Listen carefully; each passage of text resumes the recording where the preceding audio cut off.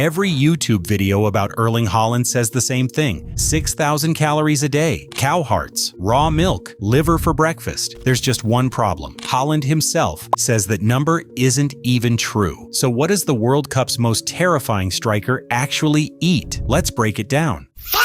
Here's where it started. A stat got repeated so many times across fitness sites and tabloids that it turned into fact. 6,000 calories, almost double what most people eat in a day. Every article, every short, every thumbnail used the same number. Then, in a 2026 press interview, a reporter asked Haaland directly about it. His answer wasn't what anyone expected. He said, quote, "No, I don't know, no idea, I don't count this." Not a denial with an explanation, just a flat no. The guy the entire internet built a diet plan around has never counted a single calorie in his life. So before we get into what he actually eats, remember this. Most of what you've seen about Haaland's diet online is guesswork dressed up as fact. Let's look at what's actually documented. This diet isn't something Haaland designed himself. It came from his father, Alfie Haaland, a former Premier League player who built the entire plan alongside a nutritionist. This was engineered, not improvised, and the philosophy behind it is simpler than the headlines make it sound. Real food, local, clean, less ingredients. Erling put it plainly on the Man City podcast, quote, "The answer is quite short, to be honest. Real food, I try to eat things with less ingredients as possible. No powders, no processed shortcuts, just whole food, sourced as close to the ground as possible." What's actually on the plate? So here's the actual breakdown meal by meal. Breakfast starts with eggs, sourdough bread, and coffee. But not just coffee, raw, unpasteurized milk and maple syrup mixed straight into it. Erling has called coffee a superfood. Lunch is deliberately lighter. Fish, rice, vegetables, easy to digest, but still fuel for training later in the day. Dinner is where it gets intense. Large cuts of red meat, ribeye, tomahawk, short ribs, and alongside that, organ meat, heart and liver, specifically two of the most nutrient-dense foods that exist, all washed down with more raw milk and raw honey. And then there's the ritual. Before every single home match, his father cooks lasagna. It's such a fixed routine that Pep Guardiola actually joked about hiring Alfie as the club's chef. This isn't a meal plan you'd find in a fitness magazine. It's closer to how people ate 100 years ago, minus the antibiotics and the additives. Here's what almost every video about Haaland leaves out. Food is only half of it. His recovery routine includes cryotherapy, red light therapy, hot stone baths, and saunas. Daily physio isn't optional. It's part of his schedule the same way training is. And he deliberately gets morning sunlight exposure, something he says he prioritizes for his circadian rhythm. This is the boring part. No one makes a viral video out of "I went outside in the morning" or "I did my physio session." But this is arguably more responsible for his output than any single food on his plate. Discipline applied daily, for years, not a secret ingredient. Now here's the part that surprised people. Despite all that discipline, Haaland has cheat meals like anyone else. And his favorite isn't Norwegian food at all, it's Indian food. In an interview with Premier League India, he named his top picks directly. Quote, "I love Indian food the most, to be honest. I love the lamb chops and the butter chicken, that's my two favorites, and the garlic naan." He also has one indulgence he allows himself maybe once a year: kebab pizza. His words, quote, "I never eat it, only on special occasions, maybe once a year if I'm lucky." So even the most disciplined diet in football still has room for butter chicken and a pizza once a year. Let's be clear about something before you take any of this as advice. You cannot copy his genetics. You cannot copy his calorie budget, whatever it actually is. And you definitely shouldn't copy the raw milk. Health authorities like the EFSA and the CDC have both warned that unpasteurized milk carries a real risk of foodborne illness, elite athlete or not. What you can actually take from this isn't the organ meat or the 6,000 calories that don't even exist. It's the boring stuff. Real food over processed food, protein at every meal, daily mobility work, treating sleep like it's part of training, not a reward for training, and getting outside for morning light. None of that requires a nutritionist or a cryo chamber. Erling didn't build this reputation by chasing a viral number. He built it by doing unremarkable things consistently for years. That's the part actually worth stealing. So which part of this would you actually try?